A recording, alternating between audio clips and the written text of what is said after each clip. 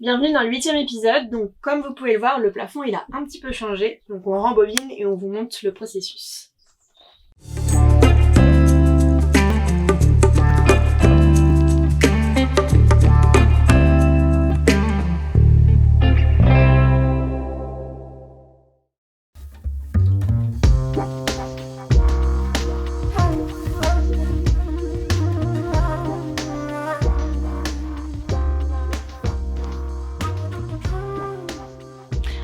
On est parti pour teinter le plafond. Alors on a teinté plusieurs teintes. La première étant chêne clair qui a donné ça, c'était un peu trop jaune. La deuxième qu'on a trouvée, c'était acajou, qui a l'air plutôt joli, mais ça donne du rouge finalement. Et on a enfin trouvé tech, qui donne une couleur assez jolie, qui est celle-ci. Voilà, et là il y a 3 ou 4 couches, je sais plus. Donc avant de faire notre teinture, on a mis du scotch tout autour du plafond pour pas qu'on déborde sur le bois autour et sur le liège. Et c'est parti.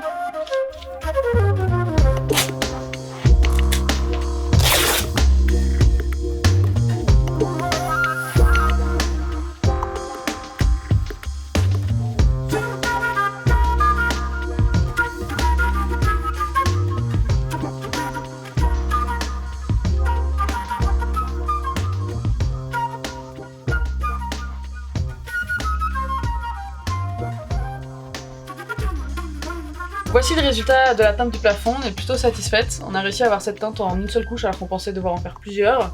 Le seul souci, c'est la pâte à bois en fait, qui a pas vraiment pris la teinte, donc on peut voir plein de petits bouts blancs. On verra à terme si ça nous dérange vraiment, on essaiera de trouver une solution, mais pour l'instant on laisse. J'ai aussi oublié de vous montrer le panneau solaire que j'ai monté au toit et que j'ai branché, donc on va voir ça.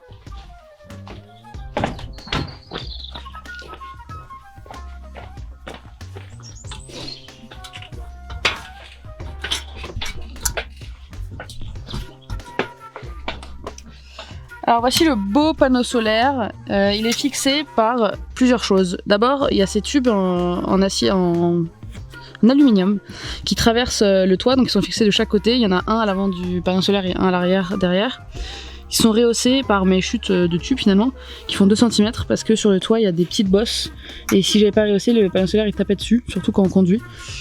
Donc j'ai mis des petites rondelles entre chaque tube, et ici, en dessous de cette rondelle, il y a une rondelle avec des dents, qui permet de bien accrocher quand on serre et de pas se desserrer quand on roule avec toutes les vibrations. Voilà, pour fixer le panneau solaire en lui-même, je pouvais pas en fait le fixer au tube parce que quand il est fixé au toit, j'ai pas vraiment accès en dessous. Donc j'ai fixé, hop là, juste ici, j'ai fixé une barre en L au tube, comme ça. Et après j'ai pu fixer le panneau solaire à la barre en L avec ça. J'ai un peu plus de place pour mes outils pour le serrer. Voilà. Donc la dernière fois, on vous avait montré cette finition, ici, en bois. Et on va faire la même chose de l'autre côté, ici, sauf que là, il y a une particularité, c'est qu'on va avoir des chargeurs USB. Donc on a déjà notre câble, et ici, on a notre chargeur qui va être encastré dans ce trou-là. Et du coup, avant de pouvoir fixer ce morceau de bois, il faut connecter le câble à la prise. Et donc pour ça, Emma va vous expliquer. Pour les connecter, on a plusieurs options. Donc là, il y a ces 2 petits trucs-là qui ressortent. On peut utiliser ces connectiques là où on met en fait le câble à l'intérieur et on resserre ça là-dessus et on les emboîte comme ça. Sauf que moi je trouve que ça tient pas bien dans un van, j'ai déjà essayé et le câble est parti. Donc l'autre solution c'est de faire passer le câble dans le petit trou ici et de le tourner sur lui-même et de tout protéger avec une gaine thermique. Hop là, comme ça.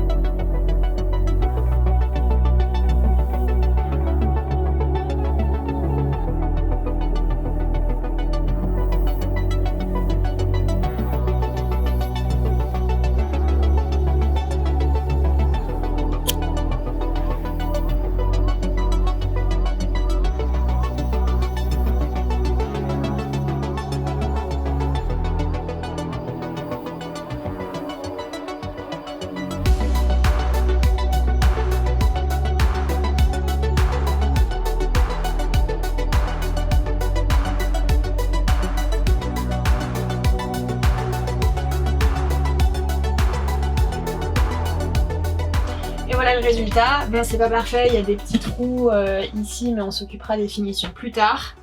Ce qui est intéressant, c'est que là, on peut brancher notre téléphone et le poser ici la nuit. Bon, on a une super nouvelle, on a participé à une campagne ambassadeur avec H2R Équipement. Donc on leur a filmé du contenu pour cette serrure qui est super cool, on est hyper satisfait. Donc on a filmé du contenu qui est pas hyper naturel, mais on vous montre quand même l'installation. Bonjour, moi c'est Emma. Et moi c'est Louise. On a 25 ans, on vient de Paris et ça fait 1 an qu'on rénove un van. Donc aujourd'hui, on va installer cette serrure EOSafe sur notre porte coulissante. Alors en fait, la serrure, elle vient en 3 couleurs. Nous on l'a choisie en blanc, mais elle est aussi en gris ou en noir. Donc dans la boîte, vous avez des vis pour la fixer, la notice, 3 paires de clés, enfin 3 clés. Et la serrure avec le joint à mettre entre la serrure et la tôle. Donc on a choisi cette serrure parce qu'en fait elle va empêcher physiquement la porte de s'ouvrir, contrairement à d'autres serrures qui peuvent être forcées un peu plus facilement. Et en fait elle va se mettre comme ça, ici. Donc on va faire l'installation. Donc la première étape, c'est de mesurer où on va positionner la serrure. Donc il faut la mettre 10 cm au-dessus du rail. Ensuite, on va positionner la serrure là où on veut, dans cette position, donc à tourner à 90 degrés. Et on va marquer les trous là où on veut percer au crayon.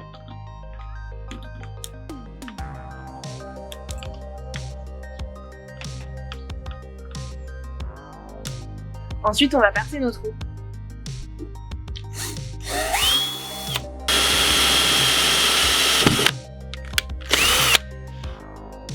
Ensuite, on va mettre de l'anti-rouille sur nos trous. Donc on va positionner la serrure au niveau des trous avec le joint en caoutchouc entre la tôle et la serrure.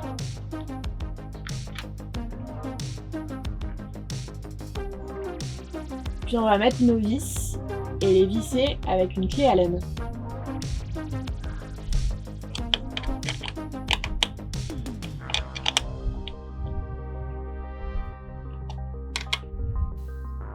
Donc on a fini l'installation, franchement c'était hyper facile à installer, ça nous a pris moins d'une demi-heure.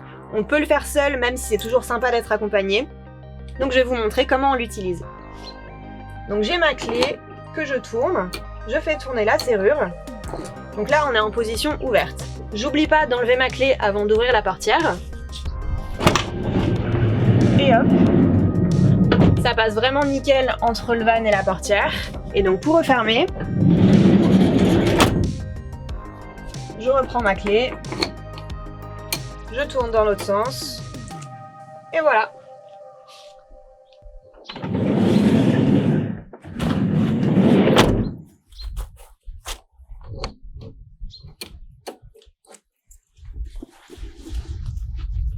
Oups.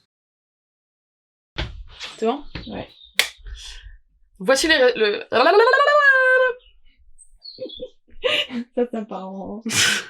Il y a le son au moins là. ça part en... Oups. Il y a le son au moins? Oui. Ok.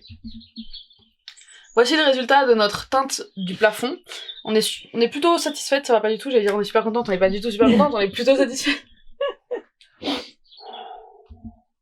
J'ai réussi du premier coup hein, quand même, je tiens à préciser.